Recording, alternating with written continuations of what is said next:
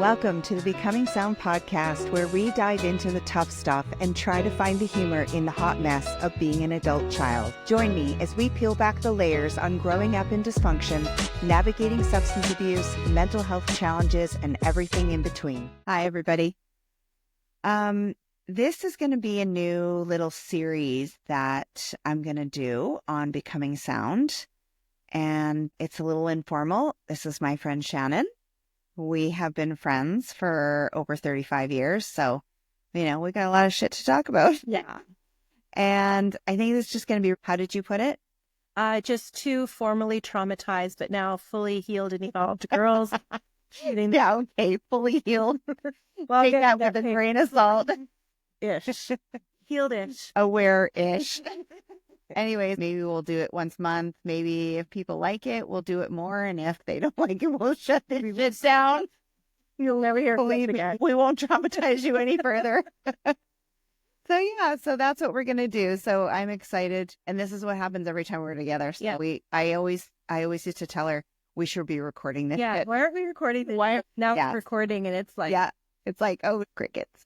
And she has the cutest little 3 dogs. So you might hear them once in a while. Maybe not. We will absolutely hear them. Absolutely hear them. Yeah. But that's okay. I'm sure they got something to say too. Yeah. So anyways, yeah. So welcome. And thanks for joining us. I was going to say, I'm just going to preface this by it's going to be Shannon mostly talking and me mostly laughing because that's normally how it goes. Incorrect. I was just sitting here thinking like, I was thinking like, oh, I don't like to talk about myself. I was bored, honestly. I mean, we could just read your journals. It's all that is like a whole series. Okay. You have a way of bleeping out names. Yeah. Protect the guilty. Let's not go there. I mean, it's tragic. But I previously on Unsound. Previously on Becoming Sound. Oh, I said unsound. Oh, unsound would be mine. Here's me becoming sound. Oh, no. Still unsound. I think we're both becoming sound for sure. Should we explain to the kids what just happened? Yeah, we should. So we recorded 16 minutes and something happened with the mic. And it was gold. Exactly. We were riffing. We were riffing, folks. Yeah, and we had 16 minutes of pure gold that we lost. So we're going to... Can we recreate the magic? We are magic, honey. Yeah, that's true. Okay, so we were talking about boundaries. And crossing boundaries. And I know that Christmas is coming up. Yikes. For a lot of people that have still toxic houses or they still have relationships they don't want to have with their parents or their family or friends or whatever the case may be. That can be like navigating a minefield, right? So totally. Yeah. But I think I didn't even have boundaries. You did boundaries, and also you would... Yeah, I would cross other people's boundaries too. Yeah. So because I really wasn't aware of having my own boundaries. So it's so easy to cross other people's when you're not, in that frame of mind. Yeah. And then I think we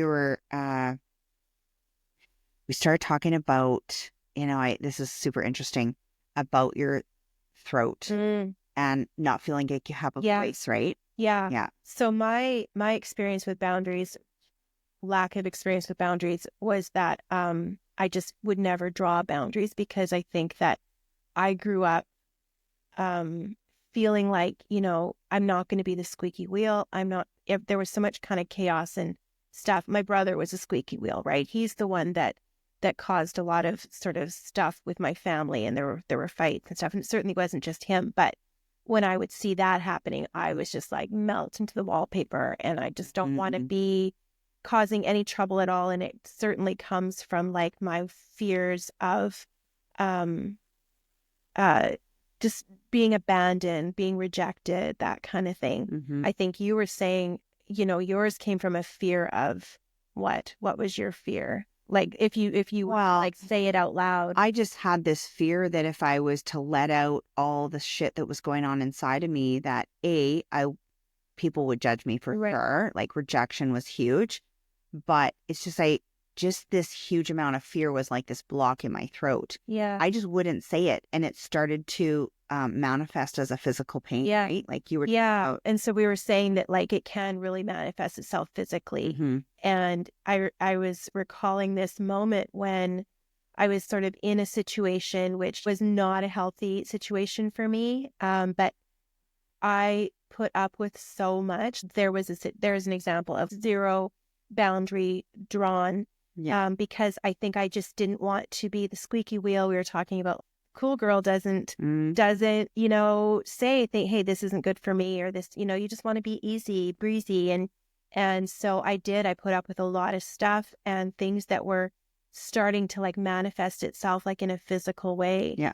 And like in my stomach and in my chest, and just this weight. But the idea of saying something and causing something to come out was worse in my mind than actually just keeping it in. Yeah. And I was once, say what you will about the whole crystals thing. It's kind of a new agey sort of vibe. But I was out with my son once, and he was in a rock store, and he was looking at crystals and rocks and fossils and things. And there's an old man that owned the store, and my son would go in once in a while, so he kind of knew who we were.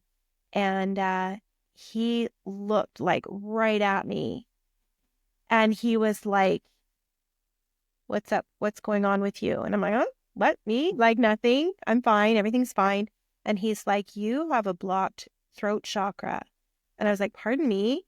And so he picks up this, I believe it was a ruby, like a raw kind of ruby stone that was just sort of like room temperature kind of, he's like, "Hold this, okay, fine."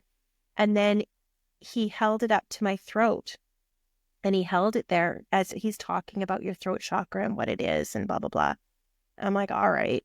And he took it away, and he goes, "Now feel this." And I felt it, and it was ice cold.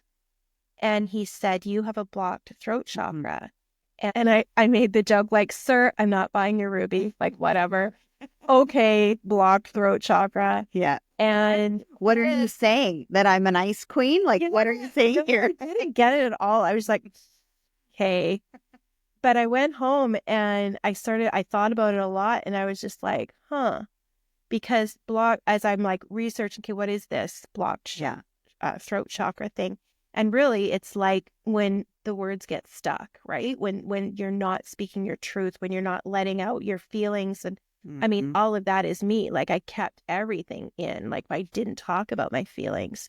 I didn't, because you just don't do that. You don't, And so, and it's interesting because it was like a physical feeling I had. And the way that guy like zeroed in on that was just kind of like, and your defense mechanism and it's like, hey, listen, like, I didn't come here to be seen. Like, that's an assault, right? And it's so funny. It actually makes me think of now how many conversations we used to have when I was the spewer of knowledge. Like, you want to know something about you? I'm going to clock it, and I'm going to tell you exactly. Yeah, just to preface, Shannon and I have been friends since we were 19 years old. Yeah. And we're in our 50s. I know we don't look it, but we are. Anyways, so we've been friends for over 35 years. Yeah. So we got a lot of stuff. And a lot of conversations. There were so many times back then where I remember like we'd have these conversations and these like epiphany moments always about you. It was just like, but Krista, here's why. And here's what you're like, Jesus Christ, that is absolutely why. I know. But God forbid that mirror got turned towards me. And I was not comfortable with that. Like, and it was, you know what? Somehow I knew that. I knew that, even though you weren't talking. I mean, we didn't exactly know the whole dynamics of our childhoods at the time, each other's. Because we didn't talk about it, even with each other. We talked about a lot of stuff, and we were very close. That stuff till way later. And I think that comes with healing too. You don't always just reveal everything, even to your closest person. I knew instinctively, though, coming from the same background, I knew when to. You tread very lightly. Yeah, exactly. Yeah, you're welcome. No, you did, because I definitely knew. And you're just like, I remember once you making a comment like, it's interesting that, you're really good at giving advice. Like, you're really great. But whenever like the conversation sort of turns towards you, you're right away like redirecting. We're not talking about me right now. We're talking about him or her or you or whatever. Yeah. Oh, yeah. And I just wasn't prepared to, unveil all of my stuff. Again, because probably the fear of, oh God, if she knows, like, if you know what's really going on, you're not going to like the be deeper my friend. stuff, right? Yeah. Yeah, you're not Which is such bullshit, right? Because I mean, we only had each other. There were times when I sensed that for sure. And I didn't want to talk about me, but I knew that was kind of off limits, right? And I felt like we definitely got there, but it was like little bits at a time. Yeah. Like I remember telling you things from my childhood or experiences that I had. Yeah. But it was like 20 years into our friendship. And just talking across the table, which we always ended up doing. And some of the stuff that I would share, I was like, I'm gonna just go drop this one on you and see what happens. I'll just let it squeak out like a little fart or something and see how you react. Simmer while I eat my California roll. And I know, but the thing is, when you start revealing more of yourself, even to your closest friend, you're like, oh my God, we are soulmates. Like, how did we end up in the same? But it's so true. We were drawn together for a reason. Yeah. I know that for a fact. Yeah. It's just funny how like your childhood stuff, like even that, like how much of that childhood stuff made me withhold who I truly am. Or like from somebody like you, who's like the closest person to me.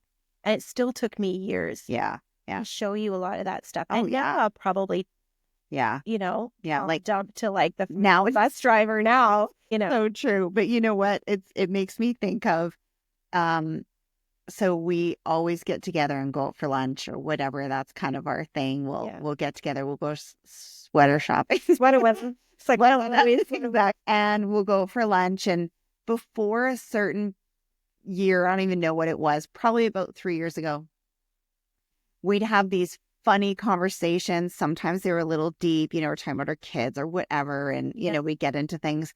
And then something shifted about 1.5 years ago, 2 years ago. Therapy. It's therapy. But all of a sudden, we're having the same lunch in the same freaking restaurant. And here's me and Shannon crying. People be looking at us like, I'm like, what just happened? Oh, did somebody die? No, just having these conversations that we probably wish we would have had years ago. And this is the kind of stuff we're revealing to each other. And we're like, oh my God, when you start showing your deeper true self too. I'll be like, Krista, I wrote a new poem today. Exactly. And I'll be like, let me hear it. Exactly. I'm bawling. Yeah. The title of this particular thing is called Thoughts on Why I'm Like This. I find when I write that it's like, it is therapy in a way, because I write and then I go back and I reread it and I add to it. And it's like, once it's out and I see it in writing and I hear myself say it, it's like first of all, it's out and it's not like kind of festering in there anymore. But then it's like, then you sort of can make the connection. Like we were just talking about the boundaries piece. Yeah. So this is something that I wrote. This was probably about 1 year ago, probably after one of our lunches, where I was trying to understand, why do I make the choices that I make, like in terms of, the people in my life, whether it be friends, relationships, whatever, or lack thereof. So what I wrote was, so I've never felt like someone would like/love me enough to stay with me. Comes from my abandonment issues as a child, my lack of self-worth, my deep loneliness, feeling like my mom didn't want me and would leave me. My dad was annoyed by me, always angry, feeling so beaten down by my brother, both spiritually and physically, watching the chaos of my parents and feeling a constant state of fear, fight or flight, not just feeling like I wasn't good enough, but feeling like I wasn't good. I felt from a very young age that I had no voice, that I couldn't speak up about my feelings of fear and isolation, my worries, because I just wanted them to think everything was okay so it wouldn't rock the boat, so that they wouldn't be angry with me or leave me or reject me, people-pleasing in order to receive love. I never felt safe to talk about my feelings, and that stayed with me well into adulthood, which is exactly how I ended up, the way I ended up. Yeah. And, right? And the reason why you don't establish boundaries is because that core belief that you're not good. Yeah. And that all of this happens because you're not good. And that it's all just a house of cards. And so I just say that, make that one wrong move or say that one wrong thing, it's all going to come tumbling down. It's going to be my fault. Yeah. Right? Oh, yeah. I remember feeling that as a kid for sure. Yeah. I was this little like you said, how you blend into the wallpaper. You just try so hard to do that, and you be the good girl, or, do all the things you can do to lessen the chaos, right? As a child, you're not responsible for any of it because you don't even have the awareness or the knowledge. This isn't your stuff. Yeah. It's the other people's stuff that's being brought into the situation, and you're just adopting that and making these stories about how it's you, right? Like you're the linchpin holding the whole thing together. Like you have that kind of power. Yeah. As kids, our egos are so huge. That's literally how we process it, is because we don't have the awareness and knowledge to know that that's not us, right? Yeah. It's interesting that, again, like we talk about how we pull that into adulthood. And, so my ex-husband, not a horrible person at all. He's not, right? Again, it's like we kind of build this narration about kind of, I did it about my childhood, and, and I definitely did it about my marriage too. And I feel like in the last few years, again, with rereading some of my old diaries from when we first started dating, it was really great at the beginning, and like there's lots of wonderful reasons why I picked him, right? One of the not great reasons why I picked him was my stuff, which is, here's a guy who's just even keeled. I saw it as even keeled. What I realize now is not communicative, right? Yeah. But I also didn't want to communicate. I didn't know it yet, but I also didn't want to do that. That's like a safe space for you. Totally. Yeah. So I chose him because he was just so even. There was no ups, downs. It was always just level. And I gravitated towards that. I yearned for that because what I came from was this. Yeah. So to go with somebody who's like this is it. Yeah. This is great. Yeah. And then later, what I identified that as is, well, here's somebody who's not really emotionally available to have those deep conversations. Newsflash, guess who else wasn't who was emotionally unavailable? This guy, right? Exactly. But like I never clued into that, even up until a couple of years ago. Yeah. It still was very much like, I'm the victim of my story. Like, right? Like it was, I'm the one who's hurting. I'm the one who was hurt. I'm the one, who tried. And the truth is, we both tried, right? In our own ways. But I had a lot of my own baggage that I don't think I was prepared to like acknowledge for a long time. And, the reasons that I chose him are also the reasons why it didn't work. Because later in life, when I did want to sort of talk about my stuff, unpack a little bit of my baggage, well, it's not what he signed up for, right? Exactly. He's not prepared for that. He's not, he doesn't have those tools in his toolkit to deal with that. Yeah. And then that somehow became like problematic. Yeah. But how can one person starts to lean into the healing and the growth and the awareness, and the other person just is not prepared for that, or just not ready to do that. Like he probably came from his own trauma in certain ways, and that's how he dealt with it. And that was safety for you right away. Then you start to get to that place where you're just like, this isn't working. Yeah. Like this is wrong. Something's wrong here, because you're starting to sort of become enlightened a little bit about yourself and about your journey. Yeah. And so you're just like, this isn't, and they're like, well, what do you, it's exactly the way it's always been. Why is it suddenly a problem? It's always been a bit problematic. It's just that it's just been hiding underneath the cover, right? It's like you move the couch and all of a sudden you see all the stuff underneath there. You're like, oh shit. Yeah. I mean, you do what you know at the time. And then when you know differently, you do differently. Right. Yeah. And that doesn't always come till later in life, unfortunately. Now that I think there's so much more out there about trauma and childhood stuff and relationships and all that stuff, and people are talking about it on the internet, right? You can identify yourself you see yourself in all these people talking openly about their stuff and about their trauma and their feelings and all this stuff, and you're like, oh, well, if they can talk about it, I can too. Or the awareness comes a little faster. When we were in the thick of all our stuff, there was none of this. Like there was no. Jill, you've at least been to therapy. I've never been to therapy. No. No, like this is my therapy. Yeah. Earls Yeah. and shopping. Yeah. Sometimes my when therapy. you're dishing it out, though, that is your therapy. All Keep that it on your time, mind. Yeah. even though we're having a conversation and you're talking to me about my stuff and Yeah. analyzing all my garbage Right. away, that I'm going home and going, so that is actually helping you. really ringing true Yeah. to me. It's so true because as I'm talking, I'm realizing that I'm able to get something out of that. Like as I speak, I'm healing myself. I just wonder that had I done therapy younger, would I sort of be this evolved, amazing version of myself sooner? I don't know. I think we did a pretty good job. I think so too. Yeah. And I was going to a therapist and thinking, well, this isn't helping me because we'd go and we talk. I'd get to a certain level and I'm like, all right, thank you. How much will that be? Yeah. It's just like, well, I'm done. Yeah. I'm sorry, we're not going there. That door is firmly closed. Exactly. Yeah. And I was only allowing to go to a certain place. Yeah. That's on me. That's not on the therapist. Yeah. But when I started to do that, it was helping little bits because my awareness was getting bigger. But then when I started doing other things with that, like I was having Reiki sessions, I learned to meditate. I was doing like self-development courses. And I was at one point, I just opened the doors to whatever kind of self-help I could get. Yeah. Whatever kind of help I could take in. Yeah. To me, it was research and knowledge. And that helped me grow. But I always put a cap on it.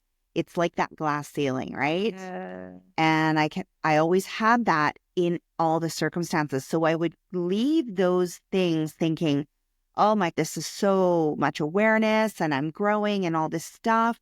And then close the lid. Yeah. And so that, because it's just stuff that needed to come up, because it wasn't would sit there and simmer under the radar. And I remember going to Reiki, like 2 years of doing Reiki. Yeah. So I remember asking him one day, I'm sitting on the table, the Reiki table, and we're just chit-chatting. He's asking me my intention. And I'm like, you know what? I've been coming here for 2 years and I don't cry. You know, why don't I cry? Like, why can't I just cry? Why can't I just let it out? You know, I cry at home when I'm by myself. Yeah. Like I have this block, and he was telling me, you're so blocked in your throat chakra. And I could physically feel that sensation when things were coming up. I get this pain, like this, you know, when you swallow something and it gets lodged in your throat. Yeah. And you feel that it's like, you almost feel like you're going to choke, but you don't. It's a physical pain. That's what I was feeling when feelings would come up. And then it's like the steel door just held it down.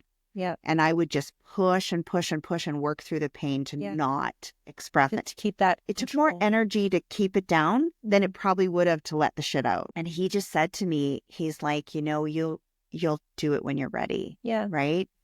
And it would be years later that I was ready. You know, I saw this lady, she was recommended to me. She's kind of does body work, Reiki, like whole genre of stuff she does. She's worked with like football teams and like high profile like sports. And she is super strong. And she hurts you, like she physically hurts you with her elbows and her hands just pushing on places. Yeah. And when I got in there, and she's very intuitive as well. And I get on the table and we work through some stuff. And this was like a second session. And she said, I just want you to bury your face in that little head pillow thing. And she just screamed, just let it out. Just because she knew. She's like, Krista, you're like she's like, it's, you know, a bank vault with the big wheel, you know, you close the door. She's like, you have one of those all the way around you. It's like, I just didn't want to let anybody in. Yeah. So that screaming, you're like, louder, Krista. So controlled. So did you let it out? I did. Well, I started with that. Yeah. And because I'm so in my head when you're in that space, and I knew it was a safe space, but nothing can convince you it's safe until you're ready. Yeah. Until your ego's like, okay, we're safe. Oh. My brain is hardwired for safety. Yeah. And so I did. She was talking to me, not expecting a response, just helping me dig into that. Like, mother wounds, father wounds. Like she was coaching me, and I started to cry, and then like she literally at the same time she is pressing into my glutes. So the hip region, especially for women, is where you hold a lot of foundational stuff. And so you can manifest a lot of pain there. And like my glutes, my legs, my lower back was just so tense. And she's pushing. And I don't know if I was screaming from the physical pain or the emotional pain, but it like started to come out like guttural. It started to come out. I had never done that before, not with anybody. The birds start flying away in the distance. Animals are popping their heads up. Like, like Snow White has risen. Oh, yeah. So that was fun. Yeah, but it worked. It worked.